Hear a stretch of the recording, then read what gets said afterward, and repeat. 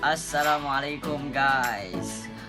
Kembali lagi ke dalam YouTube channel saya. Alright, untuk konten kali ini for part 2 untuk projek kami water flow sensor. Alright, selamat menonton and jangan lupa sebelum tu jangan lupa like, share and subscribe, okay? Selamat menonton. Alright, we jump to the problems.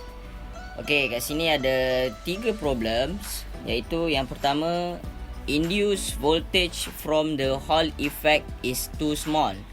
The Hall effect sensor output the corresponding pulse signal with respect to the rotation of the rotor due to the water flow.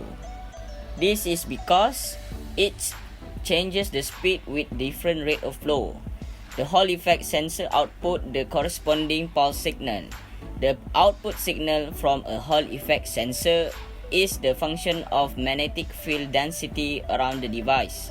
When the magnetic flux density around the sensor exceeds a certain preset threshold, the sensor detects it and generates an output voltage called the Hall voltage.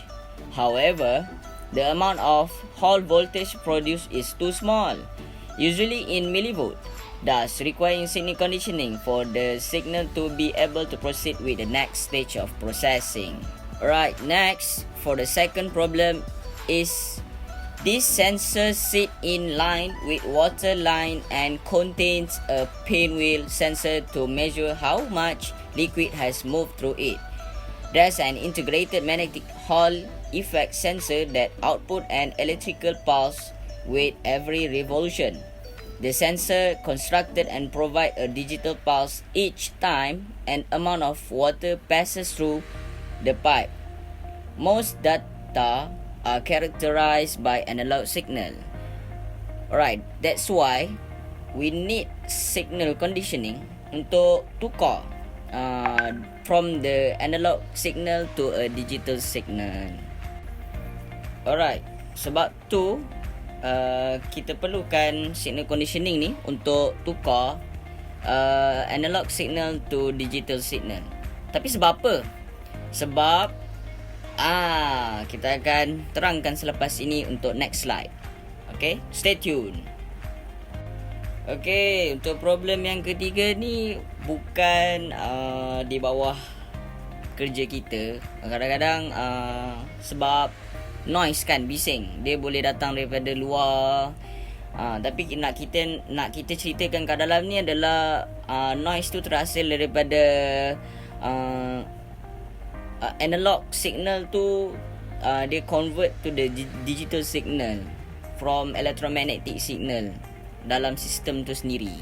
Okay, alright, we move to the next slide, which is method to overcome the problem. Okay, the first one, method yang kami pilih adalah amplification. Okay, seperti yang korang sedia maklum, amplification is a process of increasing a voltage signal to a level where it can be processed by the DAQ equipment, which is usually calibrated to receive input voltage in the range of 0 to 10 volt. Okay, dalam kes ni, the water flow sensor use a Hall effect element to generate signal. However, only a small amount of voltage can be obtained from a Hall element. So, nak remove kan small amount ni, kita guna amplifier. Contoh amplifier yang kita boleh guna adalah operational amplifiers. Alright, for the second point is analog to a digital converter. This is because Schmitt trigger connected to the op-amp with built-in hysteresis. The device output changes rapidly from its off condition to on condition when the magnetic flux passing through the Hall sensor reaches a preset value without any form of touch bounce. This embedded hysteresis remove any output signal oscillation as the sensor move in and out of the magnetic field. So, to allow the microprocessor to read, understand and manipulate the data, the water flow sensor is connected to Arduino which is a microcontroller that convert the data to the reading of the water flow. Furthermore, a Smith trigger is a comparator that is not exclusively circuit that use positive feedback for implementing hysteresis, and it's also used to remove noise from an analog signal while converting it a digital one. So tadi masalah noise dah boleh kita overcome dengan pakai Smith trigger. Alright, that's all for my part.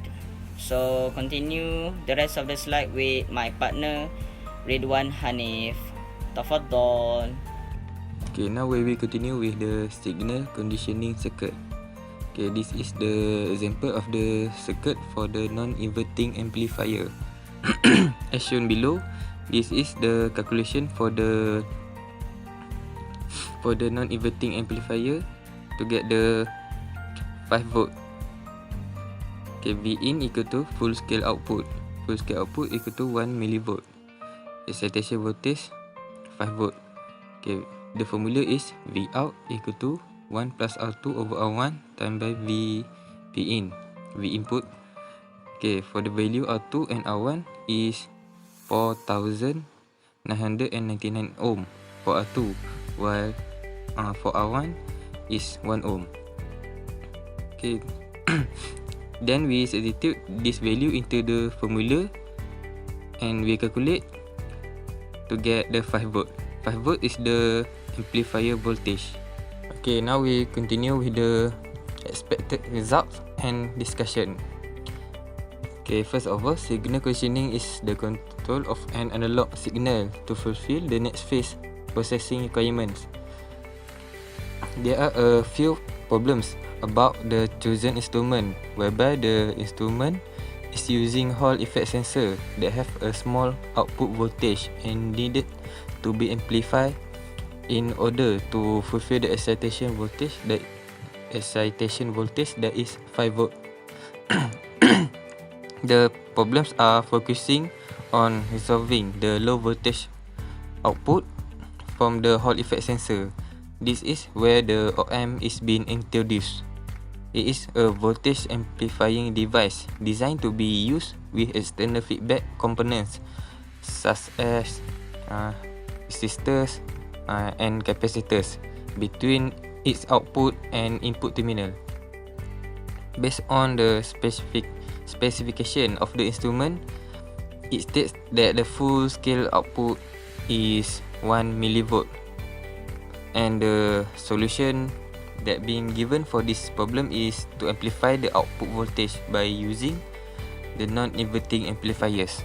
Okay, this is to avoid the signal being inverse, producing the negative sign and reducing the op-amp needed in the signal conditioning, while amplifying the output from 10 millivolt to 5 volt as the requirement is to receive input voltage in the range of 0 to 10 volt. The resistor that being used is R2